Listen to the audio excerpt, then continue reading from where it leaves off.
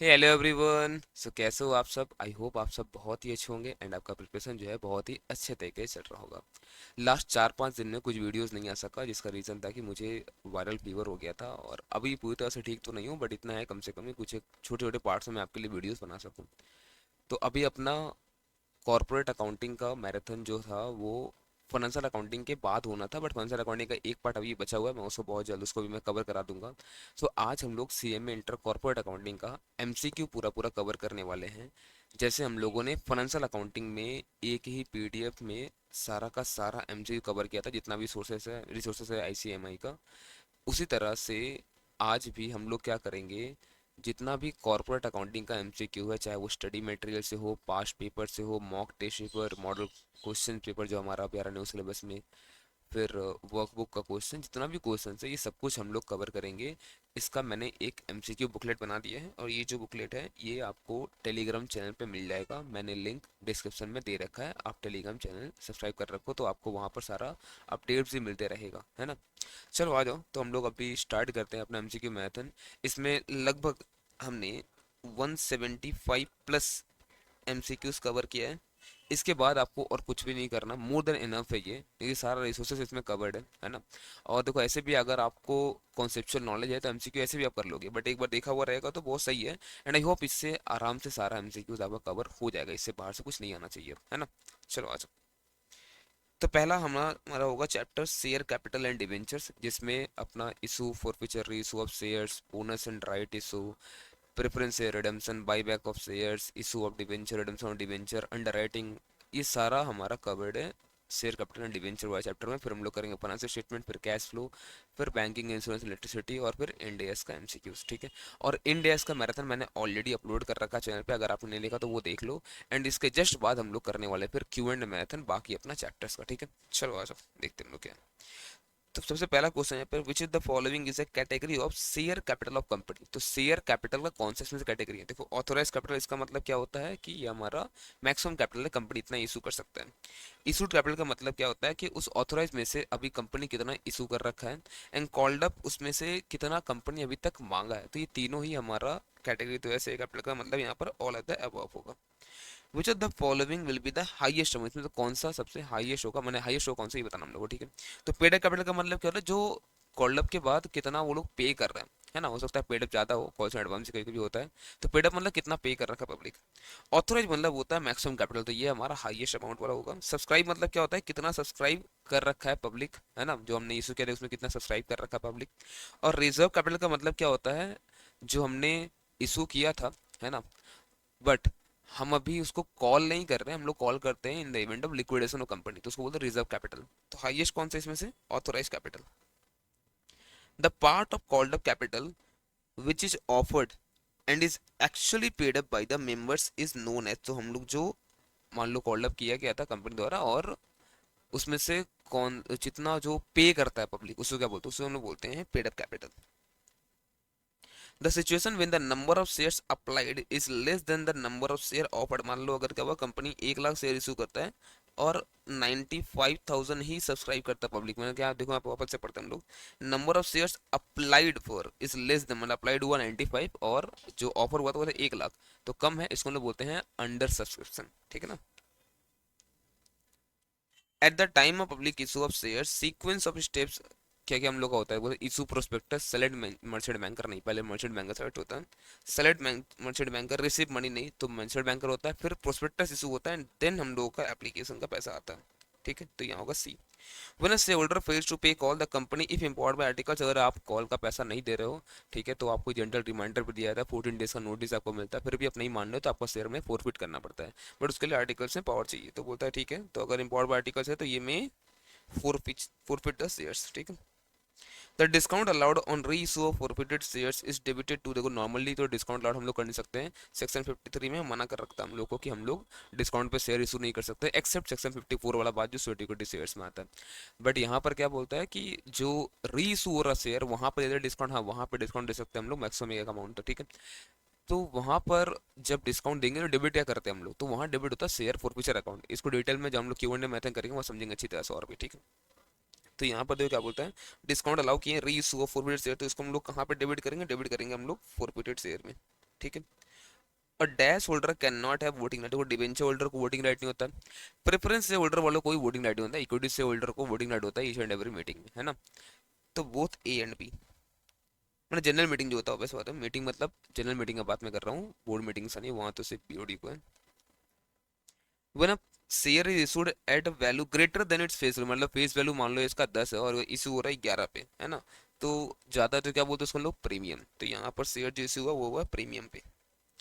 P to whom 100 shares of rupees 10 each were allotted at par paid the application money of rupees 2 and allotment money of rupees 4, मतलब 6 rupees उसने पे कर रखा अभी तक, है ना। He did not pay the call money of rupees 4 per share, तो ये एरियर में होगा। His share were forfeited the amount credited to share forfeiture, देखो शेयर forfeiture में वही अमाउंट जाता है जितना हम लोग को अभी तक मिल रखा है। देखो फोरफीचर का मतलब क्या होता है, जब्त करना। तो जब्त तो वही कर पाएंगे ना जो हमारे पास होगा। तो हमें कितना मिला था, 2 और 4 6, तो हम उतना ही जब्त कर पाएंगे पर शेयर पे। तो 6 × 100 ये कितना हो जाएगा, 600 रुपया। ठीक है। तो एज पर सेक्शन 53 था, हमें बताया भी था कि उसी वही क्या बोलता है, बताओ हम लोग यहाँ पर कि no share can be issued at discount, है ना। On an equity share of rupees 20 the company has called up 16 but actually receive हो गया 18। तो मैं बता था ना पेड कैपिटल ज्यादा हो सकता है, तो जो ज्यादा मिला ना ये 2 रुपया, इसको ना बोलते हैं कॉल्स इन एडवांस। तो यहाँ बोलते हैं डिफरेंस ऑफ 2 रुपीज, वो कहाँ जाएगा बताओ, वो क्रेडिट होगा कॉल्स इन एडवांस। कैसे, देखो हम लोग पैसा मिलता है, हम क्या बोलेंगे बैंक अकाउंट डेबिट, मान लो मिल गया, मैं एक शेयर का बात मान लो कर रहा हूँ इसी पर, ठीक है, तो 18 हम लोग को मिल गया। बट हम लोग क्या बोलेंगे, जो हमारा मान लो शेयर फर्स्ट कॉल था उसमें कितना क्रेडिट होगा, शेयर फर्स्ट कॉल मान लो 16 रुपया ही था, अभी मैं पूरा ही मतलब कॉल में ले रहा हूँ और भी होगा, ठीक है ना। तो यहाँ पर जो एक्स्ट्रा मिला तो उसको क्या बोलते हैं हम लोग, कॉल्स इन एडवांस, ये 2 रुपया, है ना। तो अब ऐसा बात है सर, इसमें एप्लीकेशन होगा अलॉटमेंट होगा, मैं समझाने के लिए भाई मैं आपको पूरा ले लिया यहाँ पे, ठीक है। चलो आ जाओ। Profit on forfeit and reissue, जब भी क्या होता है हम लोग शेयर फोरफिट कर लिया, ठीक है। अब फोरफिचर के बाद ना उसे हम लोग री इशू करते हैं। अब री इशू होने के बाद जो भी प्रॉफिट बचा, जैसे मान लो क्या हुआ, हमने जब फोरफिट किए थे हर एक शेयर पे हमने 7 रुपये कमाया था, ठीक है। और जब री इशू किए तो हमने हर शेयर पे मान लो 3 रुपये का नुकसान हमने झेला है। तो अब ऐसा बात, तो भी नेट हमें 4 रुपये का फायदा हो ही रहा है ना। तो जो 4 रुपये का फायदा जो नेट हमें हुआ है ये कहाँ जाता है, जाता है कैपिटल रिजर्व में। इन सब पे बहुत सम्स हम लोग करने वाले हैं क्यू एंड ए मेथड में, ठीक है ना। As per section 52 of companies act 13 securities premium can not be use, हम लोग सिक्योरिटीज प्रीमियम कहाँ यूज नहीं कर सकते, तो फुल्ली पेड बोनस शेयर में यूज हम लोग कर सकते हैं। डिविडेंड देने के लिए हम लोग सिक्योरिटीज प्रीमियम का यूज हम लोग नहीं कर सकते, तो ये तो नहीं होगा। To write off the discount issue of, हाँ ये सब हम लोग करते हैं। To write off the premium on adams of preference, ये भी हम लोग करते हैं, है ना। तो टू पे ऑफ डिविडेंड, डिविडेंड हम लोग पे नहीं कर सकते हैं सिक्योरिटीज प्रीमियम से, ठीक है। द टर्म एफपीओ, एफपीओ का मतलब क्या होता है, फॉलो ऑन पब्लिक ऑफर। जब हम लोग आईपीओ लाते हैं इनिशियल पब्लिक ऑफर, ठीक है, उस वक्त क्या होता है कि जब कभी कंपनी को और भी जरूरत पड़ेगा तो कंपनी एफपीओ ला सकता है, उसका फुल फॉर्म क्या होता है, तो यहाँ पर है follow on public offer. ABC limited forfeited 1,000 shares of rupees 10 each for non-payment of final call of rupees 4. Okay. After the reissue of these shares 1500 were transferred to capital reserve। आपको बताना है शेयर कितना पे reissue हुआ है। एक चीज समझो, हम लोग रीइशू जब होने के बाद हम लोग कैपिटल रिजर्व में कितना रुपया ट्रांसफर करते हैं, जितना फायदा हुआ था उन शेयर्स पे माइनस जो हमने रीइशू पे नुकसान किया। तो आप देखो यहाँ पर 1000 शेयर हमने फोरफिट करा है और non payment of call money था 4, 10 का शेयर था तो कितना रुपया मिला होगा हम लोग को, 6। तो सबसे पहले ट्रांसफर हुआ होगा 6000 रुपया, है ना। ट्रांसफर कहाँ होगा बताओ, हमारा 6000 शेयर फोरफिचर में। अब माइनस कुछ जो लॉस होगा ऑन री इशू, वो करने के बाद हम लोग 1500 रुपये ट्रांसफर किए हैं। तो मैं बोल दूं क्या, 4500 नुकसान हुआ है ना। तो 4500 रुपये अगर नुकसान हुआ है अपने को इन टोटल इस हजार शेयर पे, तो 4500 हुआ है हमारे को 1000 शेयर पे, ठीक है।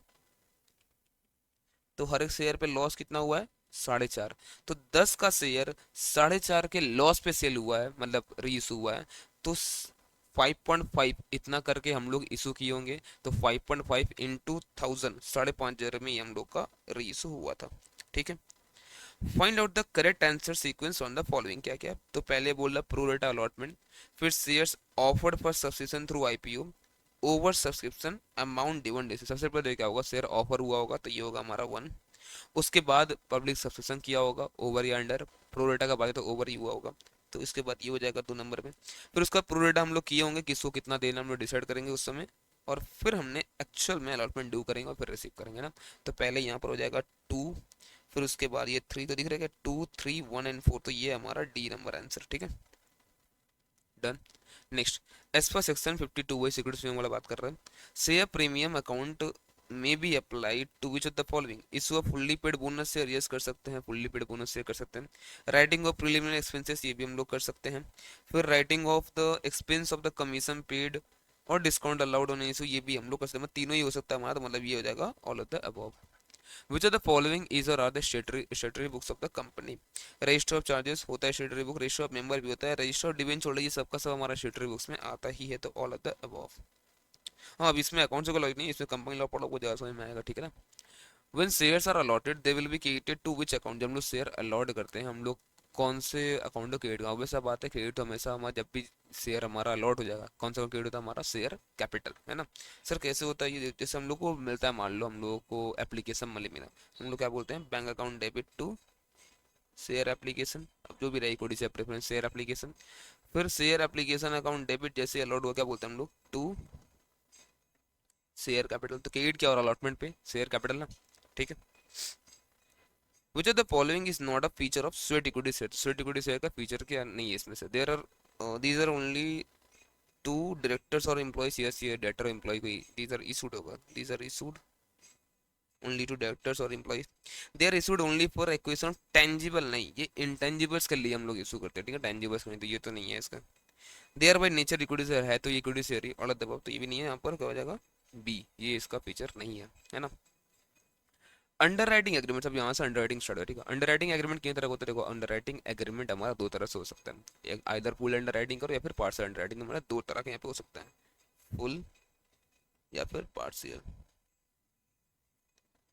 एन अंडरराइटर, अंडरराइटर कौन होता है, guarantee that if the public does not take up all the shares the underwriter will purchase the remaining share, वो साफ साफ बोलता है, मान लो 1 लाख शेयर आपने इशू करवाया, 80 ही सब्सक्राइब हो पाया, तो बाकी 20 वो अंडरराइटर लेता है, ठीक है। और agree to receive an underwriting commission at the prescribe percentage allowed as per the law, तो यस वो कमीशन भी लेगा ही, ऑब्वियस सा बात है, तो both A and B. Underwriting commission payable on the share, देखो शेयर्स पे अगर है तो बोलता है क्या, टेकन बाय प्रोमोटर्स, देखो प्रोमोटर डायरेक्टर्स एम्प्लॉइज ये सब तो इंटरनल लोग है, इन लोग पे अगर भैया आपने दे रखा है शेयर अगर इशू करवाया, तो इन लोग वाला पे आपको अंडरराइटिंग कमीशन नहीं मिलता, पब्लिक को करवाओ इशू, फिर मैंने सब्सक्राइब करवाओ फिर मिलेगा, तो यहाँ पर नहीं मिलने वाला कुछ भी। Before entering into agreement with the company the underwriters assess which of the following worth of the public issue, देखो वैसा बात है, जब भी कभी कोई अंडरराइटर, मान लो अगर किसी को अंडरराइटर बनना है किसी कंपनी का, तो उस समय जब वो भी कॉन्ट्रैक्ट में आएगा, एग्रीमेंट में आएगा, वो क्या देखेगा कि पब्लिक इशू इसका वर्थ कितना है, मार्केट का रिस्पॉन्स कैसा है, own ability to issue to get the issue fully subscribe, हमारा कितना खुद का एबिलिटी कितना है हमारा, हम लोग सब्सक्राइब करा पाएंगे, तो ये सब कुछ चेक करता ही है ना, तो ऑल आता है वो। इन case of issue of share the underwriting commission shall not exceed, देखो बोलता है क्या, लोअर ऑफ द फॉलोइंग इससे एक्सीड नहीं होगा, ये तो आर्टिकल और दूसरा 5% of the issue price share के केस में, और सेम अगर डिवेंचर केस में बात करो तो क्या बोलते हैं हम लोग, lower as per the articles और हमारा 2.5% ऑफ द इशू प्राइस, तो ये शेयर्स के बारे में बात कर रहा है, आर्टिकल का बात पूछ रहे हैं तो हम लोग नॉर्मली बोलेंगे 5% ऑफ द इशू प्राइस, इससे एक्सीड नहीं कर सकता है, ठीक है। अब देखो आर्टिकल इससे कम बोल सकता है, ज़्यादा नहीं, ये ध्यान रखना, ठीक है। आर्टिकल अगर बोल दिया मान लो 7%, तो अभी हम लोग मैक्सिमम 5% ही लेंगे, है ना। इन case of debentures the underwriting यहाँ पे कितना हो जाएगा, यहाँ पे 2.5% हो जाएगा इशू प्राइस का, ठीक है। A definite commitment by the underwriter to take up a specified number of shares or debenture of a company irrespective of the number of shares or debentures subscribed for the public, ये normally क्या होता है बोलता है ना, कुछ एक amount of number of share होगा वो मैं ले ही लूंगा, आप टेंशन ना लो, जो पब्लिक ले रहा है उसको छोड़ो, ये तो मैं इतना लूंगा, तो उसको बोलता हूँ फॉर्म अंडर राइटिंग, है ना। तो ये क्या हो जाएगा हमारा फॉर्म अंडर राइटिंग, देखो क्या क्या लिखा पर, डेफिनेट अंडर राइटिंग, पक्का under writing, marked under writing, तो इसमें क्या होगा फॉर्म अंडर राइटिंग, ठीक है। When an entire issue of securities is underwritten by two or more underwriters jointly, देखो अगर jointly अगर करते हैं ना, टू और मोर, उसको बोलते हैं syndicate underwriting, है ना, तो ये हमारा क्या हो जाएगा syndicate underwriting। If the total issue size is 2 lakh and the underwriter commits for 100% underwriting at a commission of 4%, what will be the commission payable if the number of application received 1 lakh 40, the issue price of share is 12 for each 10 फीसद share, देखो सबसे पहला बात ये question आया था दिसंबर 23 के exam में, है ना, जो दिसंबर 23 हमारा पेपर हुआ था वहाँ पर आया था, और इसमें मैंने ऑप्शन बदल दिया एक, क्योंकि इसमें जो एग्जाम में जब आया था मुझे उसमें से कोई आंसर सही लग ही नहीं रहा था, है ना, मेरे हिसाब से कोई भी सही नहीं था। रीज़न देखो ये था कि आप समझो यहाँ पर 2 लाख, ये 2 लाख इसको हम लोग बोलते हैं ग्रॉस लाइबिलिटी, ठीक है। जब भी कभी अंडरराइटिंग होता है तो कमीशन हमेशा और हमेशा ग्रॉस लाइबिलिटी पे मिलता है। आपने कितना शेयर सब्सक्राइब करा उस पर नहीं। क्यों समझो, अगर आप सब्सक्राइब नहीं करवा पाते हो तो आप तो ले ही लोगे ना। जैसे यहाँ पे मान लो 140 सब्सक्राइब हुआ, बाकी 60 तो आपको लेना पड़ेगा। तो कंपनी को क्या फर्क पड़ता है, अंडरराइटर ले या फिर बाहर, उसको तो ये है कि 2 लाख इशू करवाने में, वो सब्सक्राइब करना बोला, सब्सक्राइब करवा दिया। अब वो चाहे पब्लिक के थ्रू करवाए या फिर खुद से करे, सेंस तो नहीं बनता कि कमीशन नहीं तो उसको हम लोग, तो पूरा 2 लाख पे ही कमीशन देना पड़ता है हम लोग को। इनटू कितना है इसका प्राइस बताओ, इसका प्राइस है हमारे पास 12, इशू प्राइस होता है हमेशा जब तक कुछ सम में ना बोले, है ना। कल सीखेंगे यार। और इनटू कितना है यहाँ पर 4%, तो 2 लाख इंटू 12 कितना होता है ये, 24 लाख। 24 लाख का 4%, ये कितना आएगा, ये आएगा आई थिंक 96,000, है ना। एक मिनट को मैं कैसे लिखूंगा। तो सी जो एग्जांपल था यहाँ पर, जो सी में जो ऑप्शन था वो मैंने चेंज करके 96 यहाँ पे लिख दिया, क्योंकि मेरे हिसाब से यहाँ पर कोई भी सही आंसर नहीं था। और अगर किसी बच्चे ने उस समय अगर टिक किया होगा ना, उसको सही पूरा मार्क्स मिले होंगे, आंसर तो सही था नहीं इसमें से, ठीक है। चलो आ जाओ। एप्लीकेशन बियरिंग द स्टैंप और रेस्पेक्टिव अंडरराइटर, उसको हम लोग कहते हैं मार्क्ड एप्लीकेशन, ठीक है, जहाँ पर स्टैंप लगा था मान लो पर्टिकुलर अंडरराइटर का, तो यहाँ पे क्या होगा, मार्क्ड एप्लीकेशन। अब यहाँ से बोनस और राइट का शुरू हो जाएगा, ठीक है। तो bonus issue can be made on partly paid share, तो नहीं, फुल्ली पेड शेयर पे हम लोग बोनस इशू हम लोग कर सकते हैं, ठीक है। Which of the following reserve can not be use for the purpose of issuing bonus, देखो बोनस शेयर के लिए हम लोग सिक्योरिटी स्वयं यूज कर सकते हैं, जो हमारा फ्री रिजर्व से वो सब यूज करते हैं। सीआरआर हम लोग यूज कर सकते हैं, कैपिटल रिडम्पशन रिजर्व, तो यहाँ पर रिवोल्यूशन रिजर्व है, ये हम लोग यूज नहीं कर सकते। डिविडेंड इक्वलाइजेशन कर सकते हैं हम लोग, सीआरआर भी कर सकते हैं, जनरल रिजर्व ये सब फ्री रिजर्व में आता है, और सीआरआर तो बोनस शेयर के लिए मिल ही जाता है, ठीक है ना। Which of the following is or are for issue of bonus share by the company, तो again free reserve, securities premium और सीआरआर तीनों ही यूज होता है। Issue of fully paid bonus shares, देखो अगर आप फुल्ली पेड बोनस शेयर आप issue करते हो तो उसका पता एंट्री करो, जैसे मान लो हमने बोनस डिक्लेयर किया, हम लोग क्या बोलेंगे, हम लोग बोलेंगे यहाँ पर लेट जनरल रिजर्व हमने इशू किया, ठीक है, reserve account debit to bonus to share holder और bonus to share holder to let share capital, तो ये तो देखो कट ही गया, डेबिट क्रेडिट। एक्चुअल में क्या हो रहा है entry, general reserve account debit to share capital, दोनों ही शेयर होल्डर्स फंड का पार्ट होता है, ठीक है ना। एक शेयर कैपिटल फंड आता है, दूसरा रिजर्व सरप्लस फंड आता है, बट दोनों ही हमारे शेयर होल्डर फंड का पार्ट है। तो एक बढ़ेगा एक घटेगा तो अल्टीमेट तो इफेक्ट कुछ नहीं पड़ेगा ना, तो हम लोग क्या बोलते, does not change the share holders fund, total में शेयर होल्डर्स फंड में कोई भी चेंजेस यहाँ पर नहीं आता है ना। चलो अच्छा। A dash share is a free share issued without any consideration to an existing shareholder in the ratio of number of shares held by that shareholder। तो देखो फ्री ऑफ कॉस्ट दे रहे हैं हम लोग, विदाउट एनी कंसिडरेशन, इसका मतलब है कि हम लोग बोनस शेयर हम लोग इशू कर रहे हैं, है ना। Which of the following is not a free reserve, मतलब फ्री रिजर्व कौन सा नहीं है, देखो जनरल रिजर्व तो फ्री है, डिविडेंड इक्वलाइजेशन हमारा फ्री रिजर्व है, रेवेन्यू रिजर्व भी फ्री है, रिवोल्यूशन रिजर्व हमारा फ्री रिजर्व नहीं होता है ना।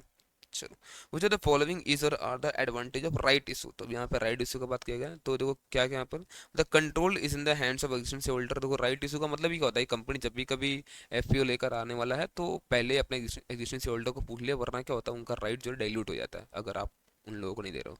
तो इसलिए यहाँ पर कंपनी लोग क्या करता है, कंपलसरी बना कर रखा है कि आपको पहले उन लोगों को पूछना पड़ेगा, अगर उन्होंने नहीं लिया तो फिर आपका मर्जी, आपको क्या करना देख लो, ठीक है ना। Control is in the hands of existing share holder, less costly, obvious सा बात है, हमें फिर उतना एडवर्टीजमेंट वगैरह सब कुछ नहीं करना पड़ेगा कि हमारे पास ऑलरेडी शेयर होल्डर जो थे वो लोग ले सकते तो बढ़िया ही है ना।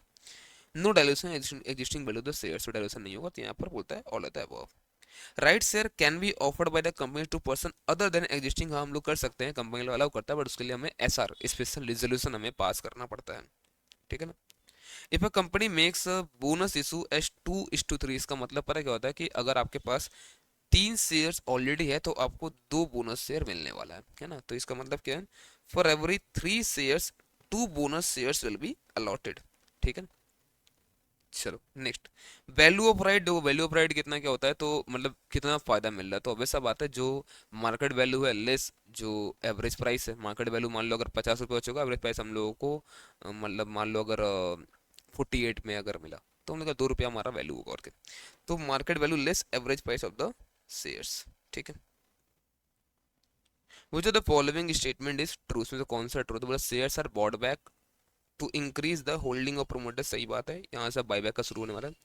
The shares are bought back to improve the financial health of the company, ये भी सही बात है। The shares are bought back to increase the EPS, EPS भी हमारा बढ़ जाता है, सिंस देखो नंबर ऑफ शेयर जैसे घटेगा, है ना, तो इनकम तो अभी फिलहाल वही है, हम लोग के पास आइडल फंड पड़ा होता है तो बाईबैक कर देते हैं, तो इनकम तो उतना ही मान लो रहेगा, तो हमारा ईपीएस तो बढ़ ही जाएगा ना। तो ऑल ऑफ द अबव। पर buyback of shares company has to open, क्या करना पड़ता है बाईबैक के लिए हम लोग को? एक एस्क्रो अकाउंट। एस्क्रो अकाउंट मतलब क्या होता है ना कि लाइक हमें कुछ सेपरेट अकाउंट खोल के वहाँ पर कुछ फंड्स हमें जमा करना पड़ता है as per the company law. तो उसमें बोलते हैं एस्क्रो अकाउंट, है ना। मुझे the following is not a condition for buyback of securities, में कौन सा कंडीशन नहीं है? तो both fully and partly paid securities can be bought back, नहीं पार्टली पेड सिक्योरिटीज हम लोग बॉट बैक नहीं कर सकते, बायबैक नहीं कर सकते हम लोग ऐसे केस में। फुल्ली पेड पहले उसको करना पड़ेगा, बाकी कॉल मनी मंगा कर, ठीक है। तो buyback must be authorised bye articles, articles के द्वारा होना चाहिए। Buyback must be authorised by passing SR in general meeting, SR होना चाहिए। और देखो ये बीआर से भी हो सकता है अगर 10% तक का लिमिट में अभी आएगा आगे, ठीक है। Buyback should be completed within 1 year from the date of the passing of special जो रिजर्वेशन पास होगा वहां से 1 साल के अंदर सब कुछ कंप्लीट हो जाना चाहिए, ये भी सही है। तो यहाँ पर ए जो है वो वहाँ पर कंडीशन नहीं था, फुल्ली पेड तो हो सकता है, पार्टली पेड हम लोग बायबैक नहीं कर सकते। 45, which of the following is or are the advantages of a buyback? Free reserves which are utilized for the buyback instead of dividend enhance the value of company shares and improve the EPS। सही बात है कि हम लोग जो dividend बांट देते हैं उससे अच्छा बताओ क्या है कि हम लोग यहाँ पर बायबैक कर दें तो हमारा ईपीएस भी बढ़ेगा ऐसे, ठीक है। थ्रू बायबैक कंपनी में इंक्रीज द प्रोमोटर्स होल्डिंग, अभी ये भी बात सही है कि हमारा प्रोमोटर्स का होल्डिंग तो बढ़ जाएगा ना, जैसे हमारा बायबैक कर लिया सबसे कैंसिल हो गया तो प्रोमोटर्स होल्डिंग बढ़ जाएगा अपने आप। बायबैक में भी use as a weapon to frustrate any hostile takeover of the company by undesirable person, मतलब क्या बताया यहाँ पर, कुछ लोग मान लो मिलकर क्या कर रहा था हमारा कंपनी टेक ओवर, लाइक वो अगर सब कोई कुछ मान लो ग्रुप ऑफ पर्सन था, अगर मिलकर 60% अगर वो लोग शेयर ले लिया तो उन लोग बस कंट्रोल आ जाएगा मोर देन 50 होते ही। तो हम लोग क्या किए, शेयर अपने आप बाईबैक ही करवा लेते उससे पहले कि उससे मतलब वो लोग टेक ओवर करे उससे पहले हम लोग बाईबैक करते शेयर, ठीक है ना। तो ये हमारा ऑल होता है अबव, ठीक है। Which of the following is or are the test of determination of quantum of buyback? हम लोग बाईबैक कितना कर सकते हो? देखो यहाँ पर नॉर्मली 3 टेस्ट हम लोग करते हैं। एक शेयर आउटस्टैंडिंग टेस्ट मतलब क्या, 25% of number of share outstanding, इससे ज़्यादा हम लोग बाईबैक नहीं कर सकते। रिसोर्स टेस्ट का मतलब क्या होता है, 25% of paid up capital and reserve, उससे ज़्यादा नहीं कर सकते हम लोग। एंड डेट इक्विटी हमारा 2:1 से ज़्यादा नहीं होना चाहिए, है ना, आफ्टर बाईबैक। तो हम लोग बोलते हैं ऑल ऑफ द अबव यहाँ पर। Transfer to CRR account is not allowed from which of the following profits, में कौन सा सीआरएम में? देखो सीआरएम में कहाँ डालते हैं पैसा हम लोग, तो ऑब्वियसली फ्री रिजर्व जो हमारा होता है वहां से हम लोग सीआरएम में पैसा डालना पड़ता है। तो सिक्योरिटीज प्रीमियम ये फ्री रिजर्व नहीं है, इसका 52 में 5 यूज बताएगा, वहीं से हम लोग कर सकते हैं। फोरफिटेड शेयर्स हम लोग यूज नहीं कर सकते, यहाँ से जो पैसा बचता हो जाए कैपिटल रिजर्व में आएगा, ठीक है। प्रॉफिट प्रायर टू इनकॉर्पोरेशन ये भी हमारा कैपिटल रिजर्व होता है, ये फ्री रिजर्व नहीं है। तो ऑल ऑफ द अबव, इसमें से कोई भी यूज नहीं हो सकता, है ना। Transfer to CRR account is not allowed from which of the following profit, general reserve तो फ्री यहाँ से अलाउड है, रिजर्व फंड भी अलाउड है। डिविडेंड इक्वलाइजेशन लेवी जो फ्री, डिविडेंड इक्वलाइजेशन रिजर्व जो होता है वो भी अलाउड है, फ्री रिजर्व में आता है वो भी। बट फॉरफिटेड शेयर हमारा फ्री रिजर्व नहीं है, मैंने बात के ऊपर ये भी यहाँ पर, ठीक है। Transfer to CRR account is allowed from which of the following, इसमें से कौन सा अलाउड से अलाउड है? Insurance fund, workman compensation, work management. देखो इसमें सबसे अलाउड है, क्यों? देखो हम जब भी ये बात करना इसमें इसका हम लोग सिर्फ फ्री पोर्सन का हम लोग बात करते हैं।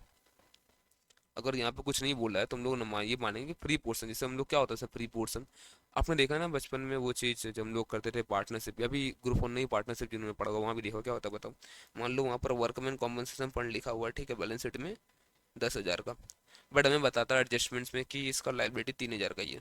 तो बाकी 7,000 जो है ना, बाकी 7,000 वो फंड में रह जाता है और 3,000 बन जाता है लाइबिलिटी। तो ये जो फंड वाला पैसा 7,000 ना ये फ्री हो गया, फिर इसको हम लोग कहीं भी यूज कर सकते हैं, फ्री रिजर्व हो गया फिर ये, तो इसलिए वही बात यहाँ पे कर रहा है। तो वैसे ही इन्वेस्टमेंट इंश्योरेंस फंड, वैसे ही वर्कमैन कॉम्पनसेशन एक्सपेंड, ये सब कुछ उसी फंड का बात कर रहे हैं लोग। तो ऑल ऑफ द अबव।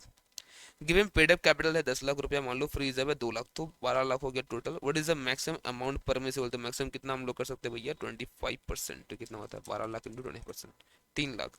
तो मैक्सिमम हम लोग 3 लाख रुपया तक का बाईबैक हो सकता है।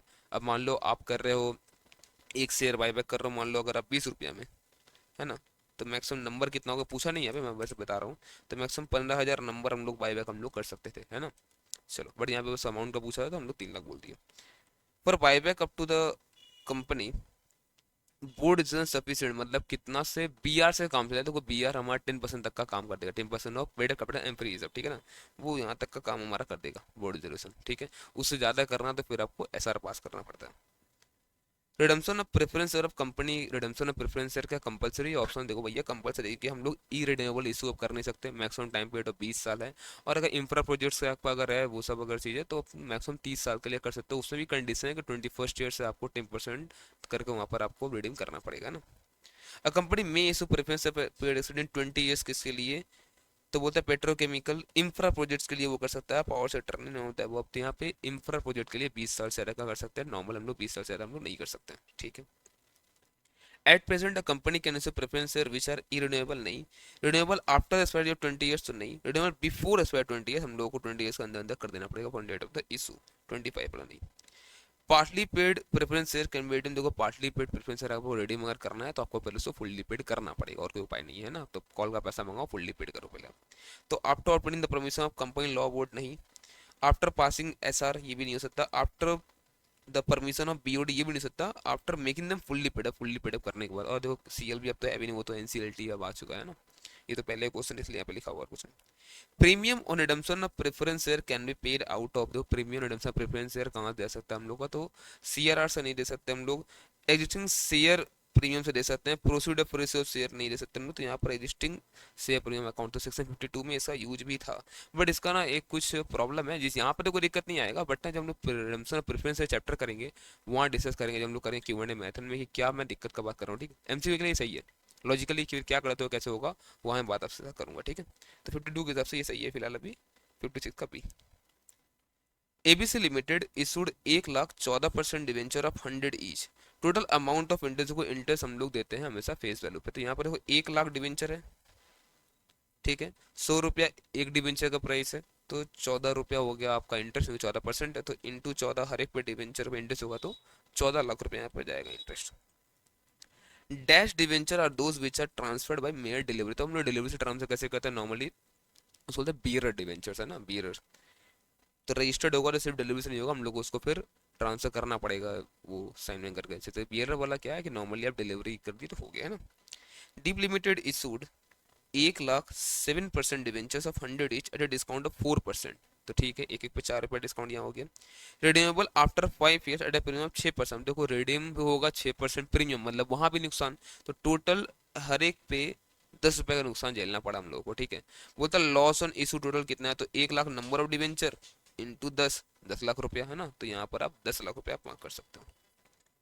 One interest on own debenture become due it will be credited, तो इंटरेस्ट ऑन ओन डिवेंचर मतलब क्या होता है, कंपनी के पास अगर मान लो पावर हो, क्या कर सकता है ना कि कंपनी अपना ही डिवेंचर मार्केट से परचेज कर सकता है और उसको होल्ड कर सकता है एज इन्वेस्टमेंट, कैंसिल नहीं भी करे उसका मन, है ना।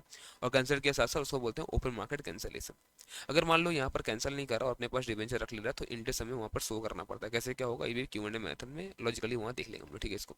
बट समझो यहाँ पर जब भी वो इंटरेस्ट ड्यू करेगा ना वहाँ पर, तो हम लोग बोलते क्या कि जब ड्यू कैसे होगा, तो हम बोलते हैं interest on debenture account debit to interest on own debenture, तो जब ड्यू होगा तो ये ऑब्वियस सा बात है, उस समय क्या होगा बताओ, ये हमारा interest on own debenture credit होगा यहाँ पर, है ना। चलो, convertible debentures can be partly convertible only, fully convertible, partly और फुल्ली कन्वर्टेबल हो सकता है हमारा, कुछ पार्ट का जैसे होता है ना 20% कन्वर्टेबल है, बाकी 80% रिडीम होगा पैसा, ऐसा हो सकता है ना। Premium on redemption of debenture is, देखो premium on redemption of debenture मतलब क्या होता है कि ये after an number of year, जब भी रिडम्पशन का डेट है 5 10 जब भी है, उसमें हम लोग को चुकाना इतना एक्स्ट्रा, तो वो लाइबिलिटी हो गया। और कोई भी लाइबिलिटी का मतलब क्या होता है, हमारा पर्सनल अकाउंट हमेशा, है ना। सर ये तो लॉस है सर, सर लॉस तो हमारा सर नॉमिनल अकाउंट होता है, अच्छा ठीक है। एंट्री क्या करते हो बताओ, तो सर एंट्री हम लोग करते हैं loss on issue account debit to premium on redemption, बच्चा ये नॉमिनल अकाउंट है, ये लॉस है, बात समझ में आ रहा है क्या, ये तो लाइबिलिटी क्रिएट कर रहे हैं हम लोग, प्रीमियम रिडेम्पशन जो आगे चलकर हम लोग को पे करना है, तो वो लाइबिलिटी मतलब ही क्या हो गया, पर्सनल अकाउंट, ठीक है। On redemption of debenture the amount lying in DRR, debenture redemption reserve में हम लोग कुछ पैसा डालना पड़ता है, और जैसे जैसे डिवेंचर रिडीम होते जाएगा उतना उतना पार्ट हम लोग जनरल रिजर्व में ट्रांसफर करते जाते हैं हम लोग, which is no longer necessary to be return, अगर मान लो कि हम लोग के पास रिडेम्पशन हो गया तो अब तो जरूरी नहीं है, तो कहाँ डाल देंगे उस पैसा को हम लोग, जनरल रिजर्व में, है ना। चलो, which are the following is correct, में कौन सा बोलना करेक्ट है, debenture carried fix rate of dividend, पहला बार डिवेंचर वालों को इंटरेस्ट मिलता है, डिविडेंड नहीं, है ना, तो ये तो सही नहीं है। A company limited by shares में इशू ई रिन्यूएबल प्रेफरेंस शेयर, नहीं, अब तो मैक्सिमम देख लिया हमने 20 और कुछ कुछ केस में 30 साल का है। अनमार्क्ड एप्लीकेशन और those application that bear the stamp of underwriter, नहीं अनमार्क्ड मतलब जिसमें किसी का स्टैम्प नहीं है, ठीक है ना। और मार्क्ड मतलब क्या होता है कि हम लोग वहां पर स्टैम्प है किसी किसी अंडरराइटर का। Except as provided in section 54, certificate share का बात कर रहा है। A company shall not issue share discount, ये बात सही बोला कि आप आपको 53 में साफ साफ बोला हुआ आप शेयर डिस्काउंट भी इशू नहीं कर सकते, एक्सेप्ट सेक्शन 54, वहां पे आप कर सकते हो कुछ नहीं, ठीक है। A company may purchase its own share out of free reserve securities premium account proceed of issue of any shares और सिक्योरिटी, तो और दबाव, तो यहाँ पर और दबाव से वो लोग कर सकता है ना, यहाँ पर वो लोग अपना शेयर ही बायबैक कर सकता है वहां से, ठीक है। Dash means the issue of new debenture in the place of old one. देखो हम लोग जब भी बोलते हैं ना कि मान लो डिवेंचर रिडीम करना, हम लोग नया डिवेंचर वहाँ पे इशू कर दिया, इसको मतलब रोल ओवर करना है ना, तो रोल ओवर किया जा रहा है और कुछ नहीं। At the time of cancellation of own debenture dash account credit, जब हम लोग ओन डिवेंचर कैंसिल करेंगे तो वैसा तो उसको क्रेडिट करना पड़ेगा हम लोग को, अब तो ओन डिवेंचर यहाँ पे क्रेडिट, जब पैसा हम लोग उसमें लगाते हैं, जब हम लोग ओन डिवेंचर परचेस करते हैं, हम लोग बोलते हैं ओन डिवेंचर अकाउंट डेबिट, क्योंकि वो हमारा समझ लो इन्वेस्टमेंट होगी, एक तरह का एसेट है। जिस दिन वो कैंसिल होगा, सही में डिवेंचर कैंसिल हमारा जिस दिन हुआ, उस दिन हम लोग को ओन डिवेंचर को क्रेडिट करना पड़ेगा, और डिवेंचर जो 14 20 12 जो भी परसेंट डिवेंचर होगा हमारा, 12% डिवेंचर डेबिट होगा, टू ओन डिवेंचर हम लोग करना पड़ता है, तो यहाँ पर क्रेडिट क्या होगा, ओन डिवेंचर। डन। तो नेक्स्ट है हमारा फाइनेंशियल स्टेटमेंट। नेक्स्ट आ जाओ, कंपनी फाइनेंशियल स्टेटमेंट, ठीक है। क्या है which the following is not a unsecured loan in balance sheet of the company, तो एक्सेप्टेंस ऑफ फिक्स्ड डिपॉजिट हो सकता है ये, creation of sinking fund, sinking fund हमारा कभी ये अनसिक्योर्ड लोन में नहीं आता, ठीक है, loan and advances from others short term loan from bank, ये हो सकता है, तो यहाँ पर बीच हो गए नहीं। मुझे the following item should not appear under the head unsecured loan balance sheet of the company, ये तो सेम ही आ गया सिंकिंग फंड, ठीक है। एक्चुअली दो सोर्स में अलग तरीके से पूछा होगा, इसलिए मैंने दे दिया यहाँ पर, और कुछ नहीं। As per schedule 3 of the companies at unclaim dividend are to be shown, अगर कोई क्लेम नहीं किया हुआ डिविडेंड तो उसको हम लोग को दिखाना पड़ता है अदर करंट लायबिलिटी, मतलब करंट लायबिलिटी में ही आएगा। As per schedule 3 current maturities of long term borrowing, देखो long term borrowing, current maturity मतलब क्या, 12 महीने के अंदर इसको रीपे करना, वो हमारा करंट लायबिलिटी का पार्ट बन जाता है, ठीक है, तो ये करंट लायबिलिटी में चल जाएगा ये। तो मान लो ऐसे 10,000 रुपये पे करना है, जिसमें से 2,000 देना है 12 महीने के अंदर, बाकी 8,000 में बाद में देना है 12 महीने के बाद, तो वहां से क्या हो जाएगा बताओ, ये हो जाएगा हमारा नॉन करंट, और ये हमारा करंट। बट जो भी ये 12 महीना या फिर आपको देखना है ये सब 12 महीने बाद, ये सब कुछ हम लोग रिपोर्टिंग डेट पर देखते हैं, ठीक है, 31 मार्च 2024 को मान लो चेक कर रहे हैं, वहां से देखेंगे हम लोग, ठीक है, 12 महीना और जो भी देखना है। Instalment of principal amount of long term loan payable within next 12 months is shown under the balance sheet, again वही बात हो है कि हम लोग को नेक्स्ट 12 मंथ्स में पे करना है, तो वो क्या हो जाएगा हमारा करंट लायबिलिटीज के अंदर आ जाएगा, ठीक है। चलो, in a balance sheet prepared under schedule 3 of companies act share application money pending allotment, देखो share application money pending allotment है, सेपरेट लाइन आइटम में हम लोग को शो करना पड़ता है, ठीक है। बट एक चीज समझना, अगर यही हम लोगों को पैसा लौटाना है फिर ये करंट लायबिलिटी में चल जाएगा, है ना, अदर करंट लायबिलिटी में, तो यहाँ पर तो बोला नहीं है कि लौटाना है पैसा हम लोग को, अभी अलॉट करना है, तो सेपरेट लाइन आइटम करके हम लोग को यहाँ पर शो करना पड़ता है, ठीक है। चलो, in case of purchase of assets under instalment payment system the instalment due after 12 month, जो 12 मंथ के बाद जो ड्यू होने वाला है उसको हम लोग बोलते हैं non current liability. For the issuer unpaid matured debentures and interest accrued thereon will be shown under the head, जो हम लोगों का अनपेड मैच्योर डिवेंचर है या फिर इंटरेस्ट अक्रूड हो चुका है, सब हम लोग करंट लायबिलिटी में शो करना पड़ता है हम लोग को। Which of the following item is shown under the head current assets while preparing the balance sheet of the company? तो trade investments, under riding commission, inventory और क्रेडिटर, तो हम लोग नॉर्मली यहाँ पर जो इन्वेंट्री है वो हमारा करंट एसेट्स के अंदर आता है, ठीक है ना। Deferred tax liability is a part of dash as per schedule 3, तो डिफर्ड टैक्स लाइबिलिटी है तो ये हमारा नॉन करंट होगा, एसेट होगा तो वो भी हमेशा नॉन करंट होगा, डिफर्ड टैक्स जो होता है हमारा वो नॉन करंट इन नेचर ही रहता है, तो यहाँ पर नॉन करंट लाइबिलिटी में आ जाएगा। मुझे the following is a not a part of financial statement, तो कंटिंजेंट लायबिलिटी हमारा पार्ट नहीं होता, ये नोट में दिखाते हैं इसको हम लोग, बाकी बैलेंस शीट पीएनएल हमारा पार्ट तो है, ठीक है, तो यहाँ पर कंटिंजेंट लायबिलिटी पार्ट नहीं होता है। If a company has contingent liability कहाँ जाएगा, ये आएगा यहाँ पर, तो ये नोट्स हम लोग को दिखाना पड़ता है और कहीं नहीं। मुझे the following is not a financial statement, तो PNL, balance sheet, fund flow statement, trial balance हमारा कोई पार्ट वार्ट नहीं है फाइनेंशियल स्टेटमेंट का, ठीक है, तो यहाँ पर नहीं आता ये। Sundry creator for goods or services and acceptance should be disclosed as a part of sundry creator for goods or services, इसका मतलब क्या, हमारा ये ट्रेड पेएबल में आएगा ना, तो गुड्स और सर्विस मतलब ट्रेड पेएबल के अंदर ही आएगा, तो trade payable. Next, debtors is included in fixed assets, नहीं, a part of trade receivable, सही है ये। A part of current asset, हाँ करंट एसेट भी तो होता ही है कहीं ना, करंट एसेट के अंदर जो ट्रेड रिसीवेबल आता है हमारा, तो बोथ बी एंड सी, तो ये हमारा डी सही है, both B and C. 14% debenture of rupees 10 each should be disclose as a part of, ये हमारा नॉन करंट लाइबिलिटी में लॉन्ग टर्म बोरिंग में इसको हम लोग शो करते हैं, तो ये हमारा लॉन्ग टर्म बोरिंग में आएगा। Investment made in 14% debentures of Mitra limited, अब देखो हम लोगों ने यहाँ पर इन्वेस्टमेंट किया, ये हमारा डिवेंचर नहीं, हमारे कंपनी का, हमने डिवेंचर में इन्वेस्ट किया, तो ये हमारा नॉन करंट इन्वेस्टमेंट्स में आएगा, है ना, तो ये हमारा नॉन करंट इन्वेस्टमेंट है। ठीक है। Which of the following is not a part of inventory? So raw material, work in progress, finished goods, ये तीनों ही हमारा इन्वेंट्री का पार्ट में है, but none of the above. यहाँ पर हम लोग को और कुछ नहीं था, तो नॉट द अबव, ये तीनों ही पार्ट में आता है। Which of the following is non current asset? तो नॉन करंट एसेट में कौन सा इसमें से है? तो long term loans advances non current में आएगा। Trade receivable, cash and cash equivalent, inventory, तीनों ही हमारा करंट एसेट्स में आता है। ठीक है sir. Cost of material consume, जो हम लोग कॉस्ट ऑफ मटेरियल कंज्यूम कहाँ शो करते हैं इसको हम लोग, तो इसको हम लोग शो करते हैं एक्सपेंस दिखाते हैं statement of profit and loss में। से होल्डर्स फंड में नहीं जाता ये, अदर नॉन करंट एसेट में भी नहीं है, और not of the above. Trade receivable likely to settle within normal operating cycle, अगर नॉर्मल ऑपरेटिंग साइकिल में इसको हम लोग सेटल, मतलब पैसा मान लो मिल गया अगर हम लोग का, तो इसको हम लोग बोलते हैं ये करंट एसेट्स में आएगा। As per Schedule 3 of the Companies Act 13, while preparing the financial statement in case of finance company, interest received from borrowers should be shown। अब देखो यहाँ पर अगर फाइनेंस कंपनी है, इन लोग का मेन काम ही क्या है, लोन वगैरह देना, और इससे अगर इंटरेस्ट मिल रहा है तो इन लोग का ये रेवेन्यू फ्रॉम ऑपरेशन होगा, ये है ना, ऑपरेटिंग एक्टिविटीज के अंदर आता है इन लोगों का। Inventory is included in fixed assets, नहीं। An investment a part of current assets, intangible, नहीं, तो यहाँ पर सी होगा। The term current asset doesn't cover car, data, stock, prepaid, ये तीनों ही हमारा करंट में आता है। कार जो है हमारा ये करंट एसेट्स में नहीं आता। Payment of dividend by the company result in decrease in equity, सही बात है। दैट रिप्रेजेंट लॉस, नहीं, लॉस तो नहीं हुआ है, ठीक है। Decrease in equity that represent distribution to owners, ये सही है। Decrease in equity that represent to an expense, expense भी नहीं है, डिस्ट्रीब्यूशन टू ओनर वाला पार्ट सही। चलो नेक्स्ट हमारा कैश फ्लो आ जाओ। चैप्टर 3 कैश फ्लो, ये क्या बोलते हैं cash flow statement. The statement of cash flow does not include cash inflows and outflow for which of the following, देखो हमारा तीन एक्टिविटी होता है वहाँ पर, है ना, कैश फ्लो में, ऑपरेटिंग, इन्वेस्टिंग और फाइनेंसिंग। तो रेवेन्यू करके कोई एक्टिविटी अलग से हमारा नहीं होता। रेवेन्यू फ्रॉम ऑपरेशन बोलते हैं हम लोग उसको, जो हम लोग बात करते हैं फाइनेंशियल स्टेटमेंट बनाते वक्त, है ना, पीएनएल में, बट यहाँ पर बोले ऑपरेटिंग एक्टिविटी में आता है वो। Interest and dividend received in case of manufacturing concern, देखो मैन्युफैक्चरिंग कंसर्न के लिए इंटरेस्ट एंड डिविडेंड मिलता है, तो वो इन्वेस्टिंग एक्टिविटी में आता है, ठीक है ना।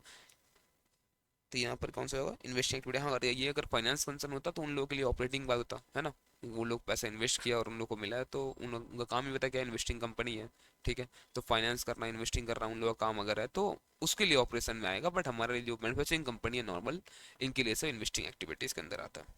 And increase in current asset, हो करंट एसेट्स अगर बढ़ रहा है तो हम लोग क्या समझते हैं उसमें पैसा और इन्वेस्ट होते जा रहा है ना, तो ये हमारा आउटफ्लो होता है। तो decreasing cash flow from operation. चलो, decrease in working capital, working capital मतलब क्या, अगर मान लो वर्किंग कैपिटल घट रहा है, मतलब पैसा रिलीज हो रहा है दे दे करके, है ना, तो हम लोग क्या मानते हैं यहाँ पर इंक्रीज होगा in cash flow from operation. If net profit earn during the year 50,000, ये हमारा नेट प्रॉफिट है। Bills receivable have decrease by 10,000, अगर बिल रिसीवेबल करंट एसेट मान लो घटा है, तो हम लोग क्या मानते हैं, हम लोग पैसा रिलीज हुआ है, करंट एसेट जैसे घटा तो पैसा मिला होगा ना, तो हम लोग को और पैसा आया है। तो यहाँ पर बोला कितना कैश फ्लो फ्रॉम ऑपरेशन होगा यहाँ पर, तो हम लोग बोलेंगे 60,000 रुपये। Sale of copyright is concern with cash flow from, तो इन्वेस्टिंग एक्टिविटी में आएगा, अगर कॉपीराइट वगैरह हम लोग सेल कर रहे हैं तो ठीक है, ये इन्वेस्टिंग में आ जाएगा ये। Which of the following item is not a part of cash flow from operating activity? Collection from customer, ये ऑपरेटिंग का पार्ट है। पेमेंट ऑफ आउटस्टैंडिंग वेजेस, ये भी हमारा ऑपरेटिंग का पार्ट है। Payment to supply for machinery, देखो machinery का सप्लायर है, ये हमारा इन्वेस्टिंग में जाएगा, सिंस कोई भी फिक्स एसेट्स परचेज सेल करना या फिर इन्वेस्टमेंट्स करना, उस पर डिविडेंड मिलना, इंटरेस्ट मिलना, ये सब हमारा इन्वेस्टिंग एक्टिविटीज के अंदर आता है। Advance to foreign supply for raw material, नहीं, ये भी ऑपरेटिंग के अंदर आएगा। तो मैं बोलते हैं कौन सा ऑपरेटिंग में नहीं है, तो हमारा सी यहाँ पर ऑपरेटिंग में नहीं है। Which of the following is a part of cash flow from financing activity of a manufacturing concern? तो proceed from sale of old machinery, ये हमारा इन्वेस्टिंग में आ जाएगा। कलेक्शन फ्रॉम कस्टमर, ये हमारा ऑपरेटिंग में आ जाएगा। Dividend receive from foreign company, ये भी इन्वेस्टिंग में आएगा। Interest paid on a partly convertible debenture, ये हमारा, जैसे मान लो issue of debenture, redemption of debenture, ठीक है, फिर इशू ऑफ शेयर वगैरह, जितना ये सब हमारा, फिर उस पर इंटरेस्ट पे करना, डिविडेंड पे करना, ये सब फाइनेंसिंग में जाता है हमारा। तो यहाँ भी interest paid on partly convertible debenture, ये हमारा फाइनेंसिंग का पार्ट है। Which of the following is not a part of cash flow from operating activities? तो पेमेंट टू क्रिएटर ऑपरेटिंग में है। Purchase from for furniture for office use, ये हमारा investing में आ जाएगा, हम लोग पैसा इन्वेस्ट कर रहे हैं फर्नीचर में। Payment of rent of factory, ये भी हमारा ऑपरेटिंग है, तो यहाँ पर कौन सा नहीं है, तो यहाँ पर purchase of furniture for office use. If the net profit earn during the year is 50,000, debts in the beginning and the end, तो देख रहा डेटस बढ़ गया, अब जो करंट एसेट्स बढ़ा तो हम लोग क्या करते हैं, पैसा उसमें और लगा होगा, है ना, तो हमारा आउटफ्लो हो गया 10,000 रुपया। Then cash flow from operating activity ये हो जाएगा 40,000 रुपया। ठीक।